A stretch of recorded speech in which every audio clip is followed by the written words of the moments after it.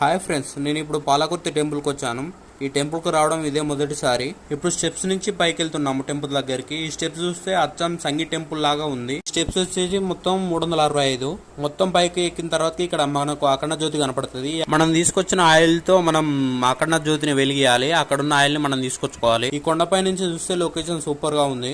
ఈ గుట్ట పైన చాలా సొరంగ మార్గాలు ఉన్నవి. నేను సొరంగ మార్గాల నుంచి వెళ్ళడం ఇదే మొదటిసారి. ఇక్కడ ఒక ఆచారం ఉంది. ఇక్కడ కొండలకు తేనెతొట్టెలు ఎక్కువ ఉంటాయి. ఇక్కడికి భక్తులు తప్పు చేసి వస్తే ఆ తేనెటీగలు కరుస్తాయంట. ఇప్పుడు నేను వెళ్తున్న సొరంగంలో ఒక్కనే పడతాను. అదైనా నిలువ వెళ్తేనే పడతాను, అడ్డంగా వెళ్తే పట్టను. మొత్తానికైతే అంతా తిరిగి వచ్చాము. తిరిగి వచ్చేసరికి సరిపోయింది మాకు. మళ్ళీ తిరిగి పైకి వెళ్ళాలి. మేము కొండెక్కి దిగి వచ్చేసరికి పెద్దయ్య గుండు చేయించుకున్నాడు. దేవుని దర్శించుకోవడానికి అందరం పైకి వెళ్ళాము. అక్కడ అయ్యగారు దేవుని యొక్క విశిష్టత చరిత్ర గురించి చెప్పాడు. ఇక్కడ సోమనాథంతో పాటు నరసింహస్వామి గిట్ట కొలువై ఉన్నాడు. పూర్తి వీడియో చూడాలంటే డిస్క్రిప్షన్ లోకి వెళ్ళి చూడండి. Please subscribe.